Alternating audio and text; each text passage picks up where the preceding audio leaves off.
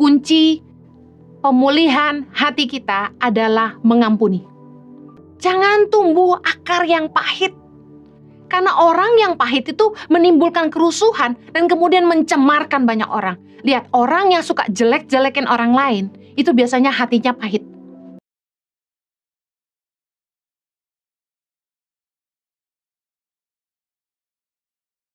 Bapa di surga, terima kasih. Kami bersyukur buat kasih setiamu dan kebaikanmu dalam hidup kami. Terima kasih Tuhan karena Engkau sangat baik. Terima kasih buat perlindungan-Mu bagi kami dan seisi keluarga kami Tuhan. Kalau kami boleh sehat, berdoa agar pandemi segera berlalu. Pulihkanlah Tuhan bangsa kami, pulihkanlah Tuhan. Bahkan semua orang yang terpapar oleh COVID-19 ini sembuhkan ya Tuhan.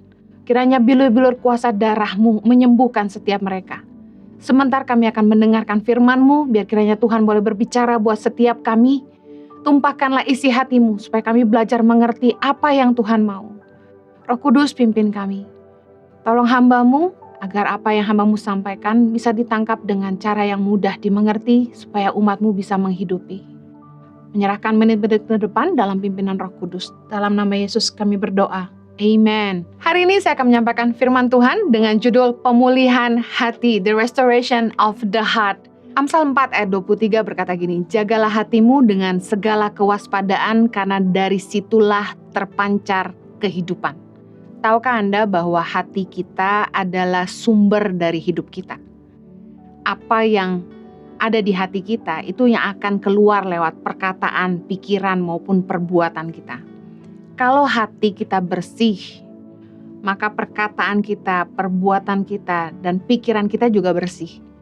Tapi kalau hati kita kotor, maka pikiran kita, perkataan kita, dan perbuatan kita kotor. Segitu pentingnya kita belajar jaga hati.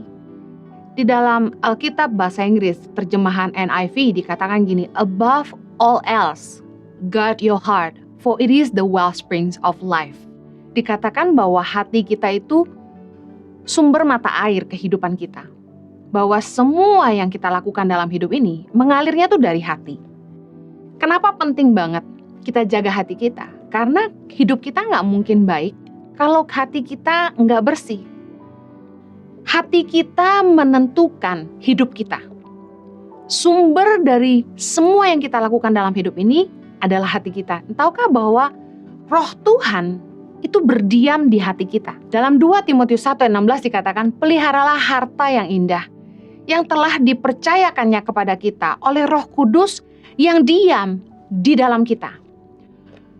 Hati kita adalah tempat kediaman Roh Kudus. Kita harus jaga hati kita tetap bersih supaya Roh Kudus betah tinggal di situ.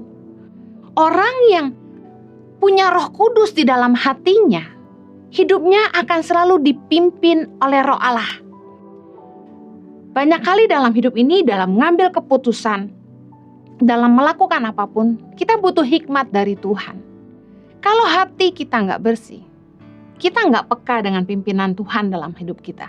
Matius 5 ayat 8 bilang gini, berbahagialah orang yang suci hatinya karena mereka akan melihat Allah. Apa artinya? Orang yang hatinya bersih, yang bisa dengar pimpinan Roh Allah di dalam hatinya.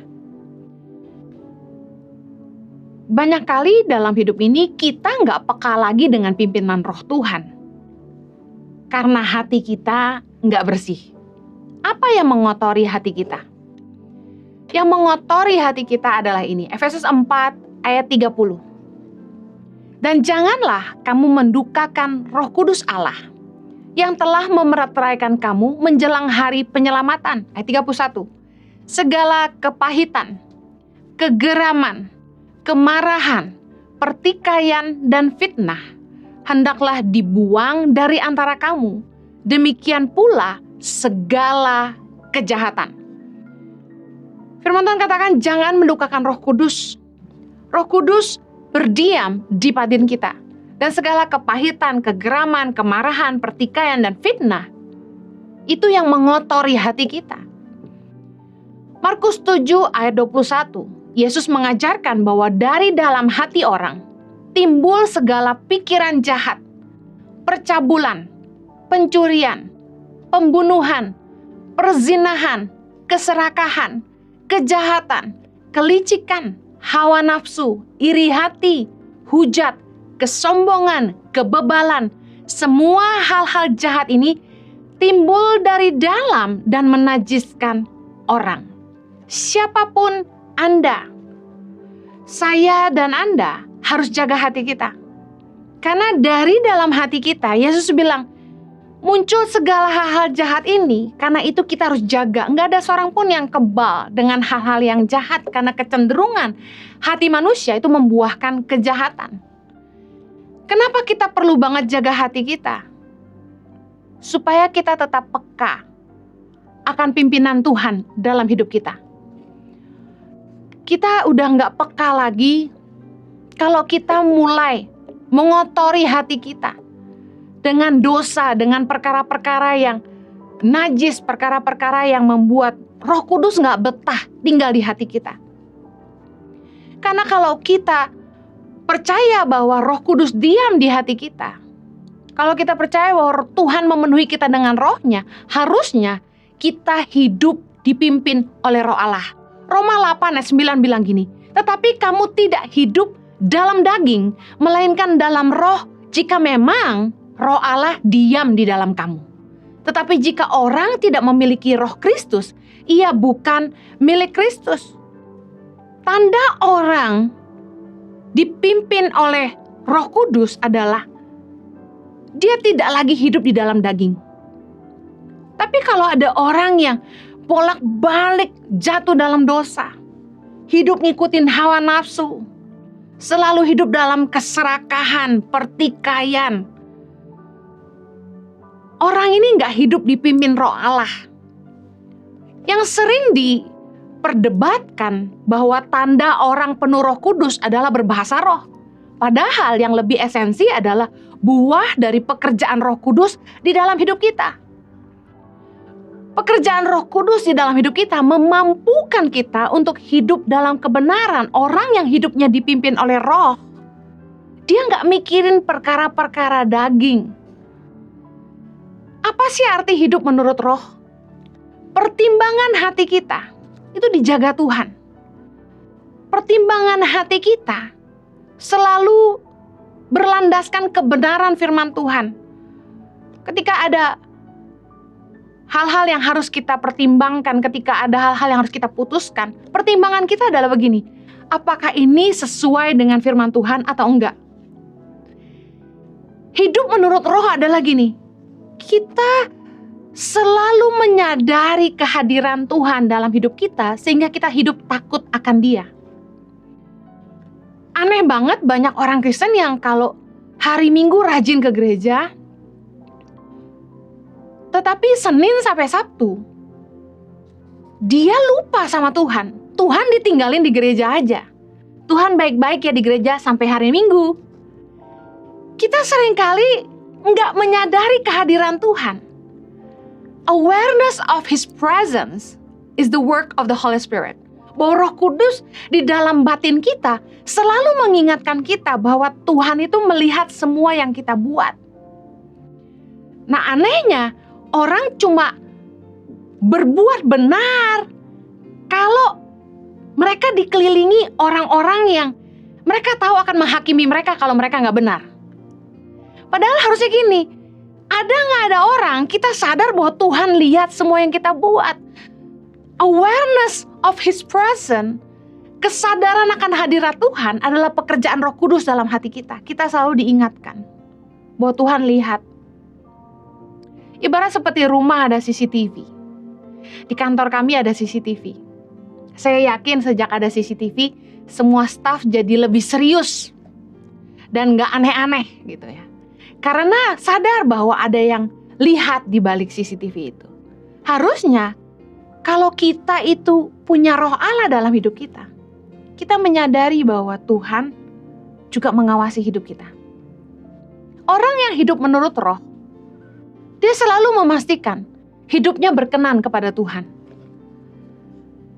Kita nggak berbuat dosa, bukan karena kita takut masuk neraka. Tapi kita nggak mau berbuat dosa karena kita nggak mau melukai hati Allah. Kalau orang hidup menurut roh, dia akan menyangkal dagingnya. Dagingnya tetap ada. Pikiran jahat tetap masuk.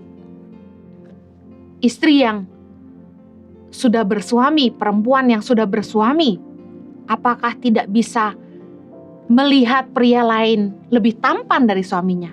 Lebih menarik, lebih baik? Pasti bisa. Pikiran jahat apakah tidak ada?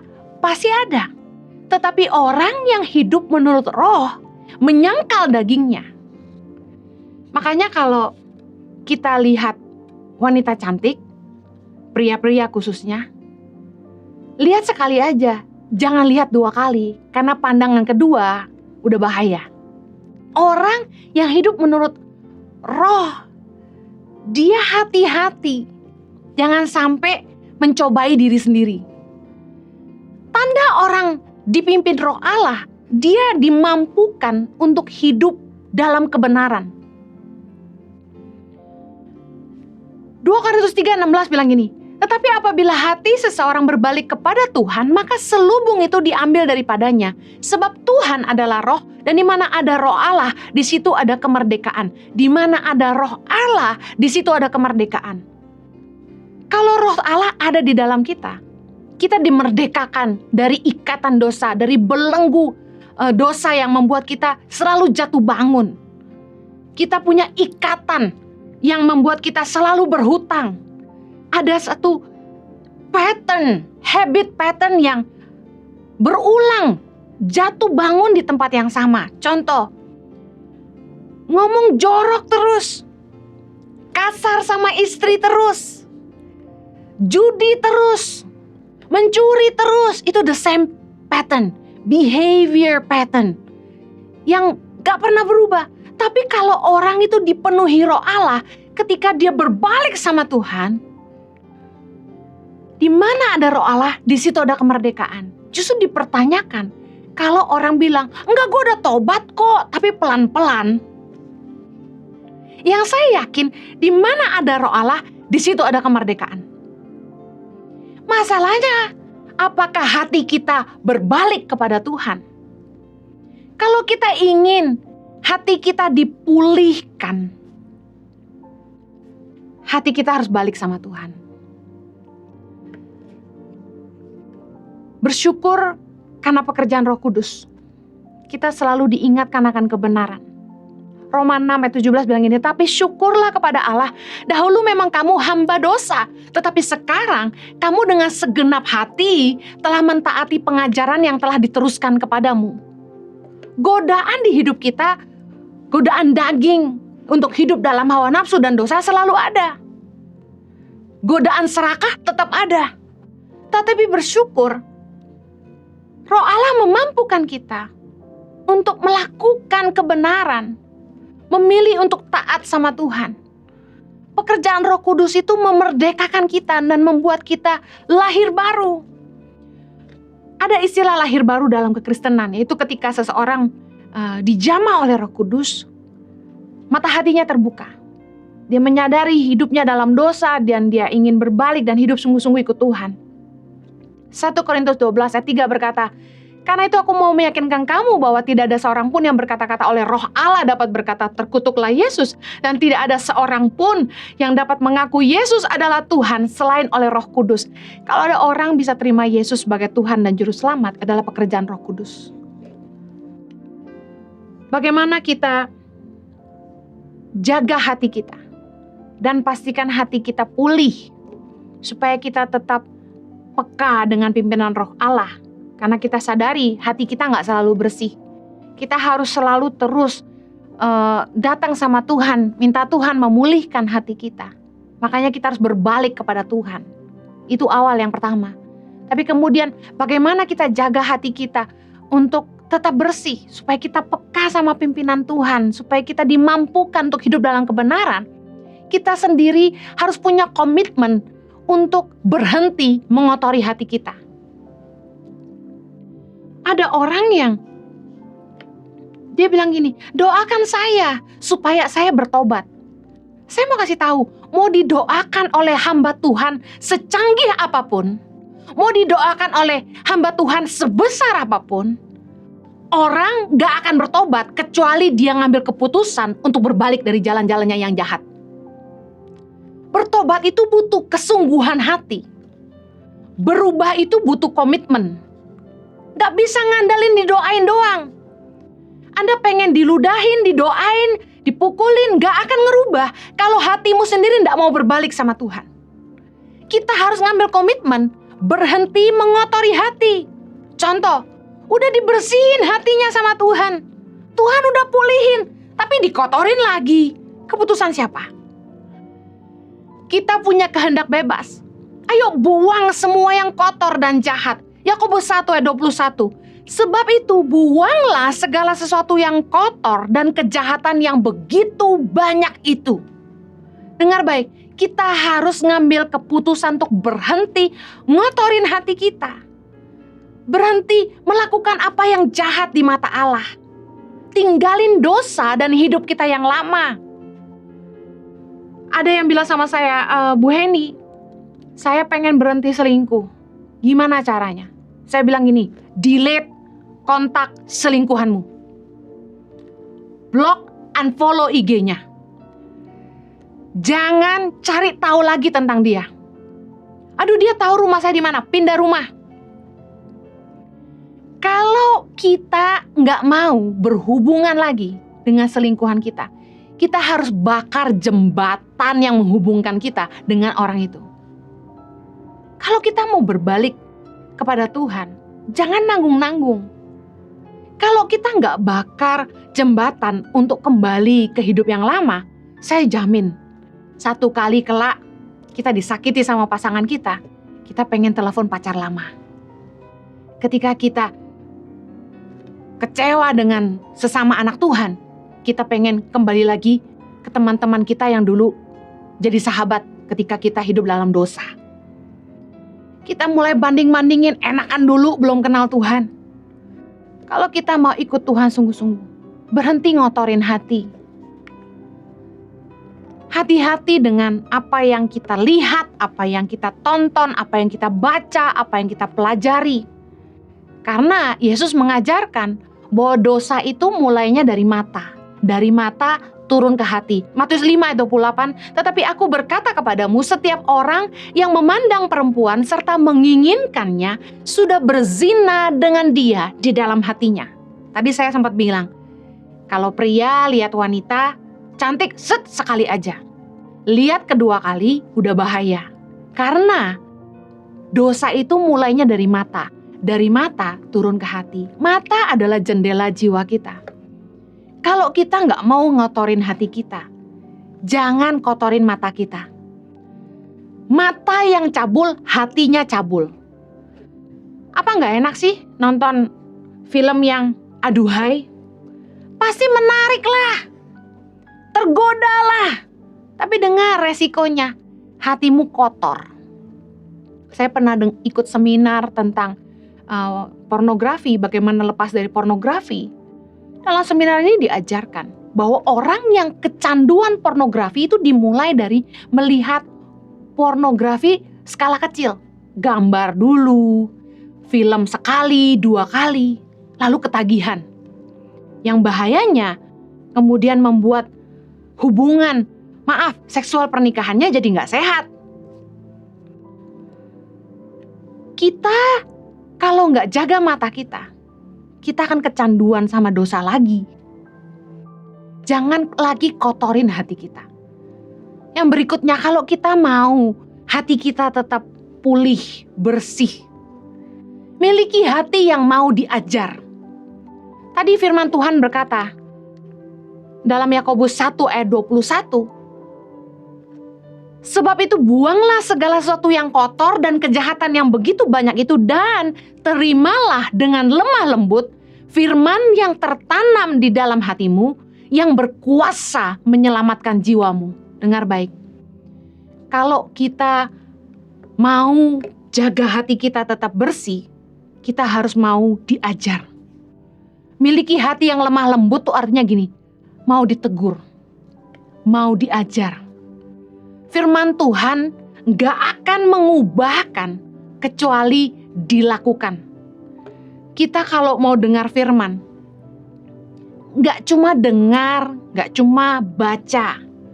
Firman Tuhan itu punya daya ubah ketika yang diajar bukan hanya mendengar, tapi mau melakukannya, mau hidup di dalamnya. Lebih baik kita tahu sedikit tapi kita lakukan daripada kita hafal semua isi Alkitab tapi kita nggak hidupi sama sekali. Tahukah Anda bahwa teguran itu yang menjaga kita tetap di jalan yang benar? Contoh, orang kalau nggak jatuh sakit, biasanya nggak jaga kesehatan.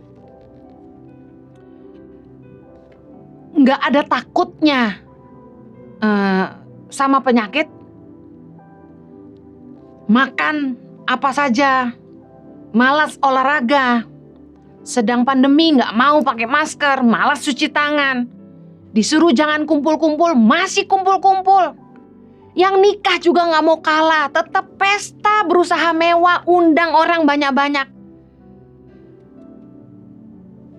Dengar baik, jangan sampai kita kena COVID baru kita ngerti sakit. Miliki hati yang mau diajar. Teguran itu menjaga kita di jalan yang benar. Amsal 10:17 bilang gini, siapa mengindahkan didikan menuju jalan kehidupan. Tetapi siapa mengabaikan teguran tersesat. Kadang kita gak sadar ketika hati kita tuh udah mulai sesat. Hati kita itu sudah mulai gak lurus lagi, udah gak bersih. Makanya kita butuh baca firman Tuhan, karena ketika kita baca firman, kita ditegur oleh firman. Nah, kita perlu diajar firman Tuhan supaya pertimbangan hati kita selalu kebenaran dan takut akan Tuhan, bukan untuk mencari pembenaran. Orang Kristen kalau dengar firman yang menyukakan hatinya, teriak amin kencang-kencang. Tapi kalau firman Tuhan yang disampaikan menyinggung perasaannya, langsung marah, komen keras. Padahal yang diajarkan kebenaran firman, tapi susah terima, pilih ayat yang sesuai dengan hati. 2 Timotius 4:3 bilang gini, karena akan datang waktunya orang tidak dapat lagi menerima ajaran sehat, tetapi mereka akan mengumpulkan guru-guru menurut kehendaknya untuk memuaskan keinginan telinganya. Heran saya, waktu saya khotbah, yang saya khotbahin tuh firman Allah. Tapi orang yang baca nggak terima. Kok khotbahnya kayak begitu?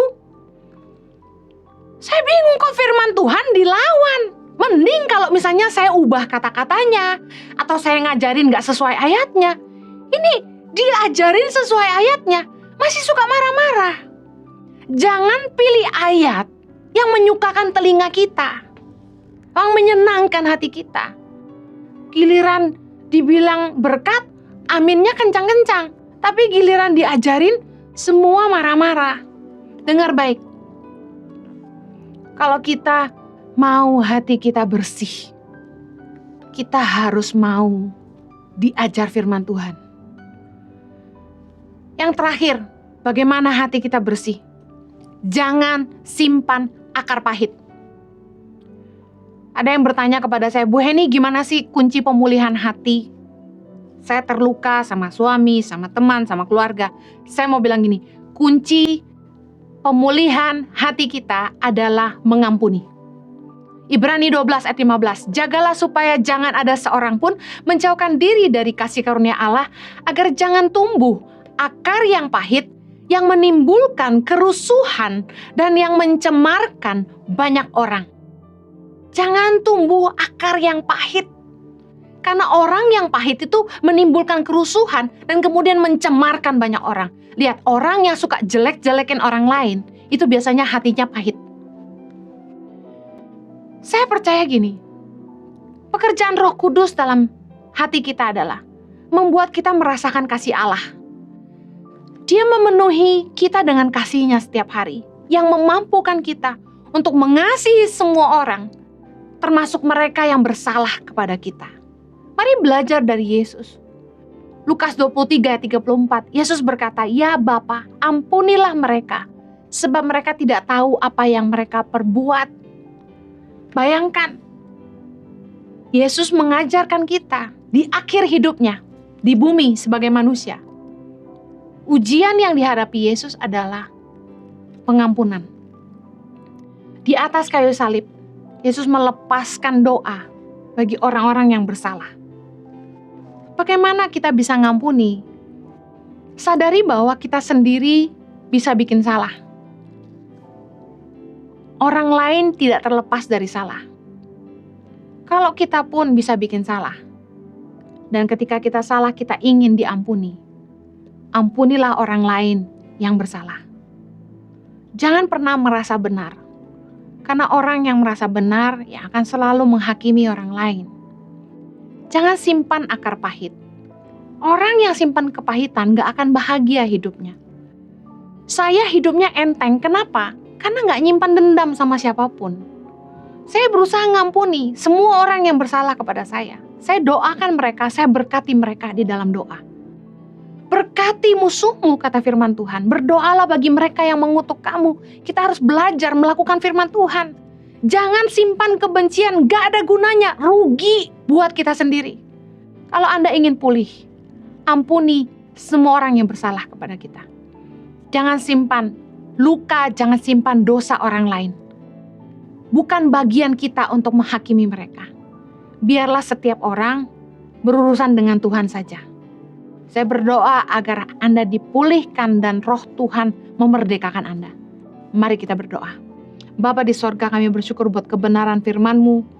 Berdoa agar roh-Mu yang tinggal di batin kami terus mengajar kami, terus membimbing kami dan memulihkan hati kami.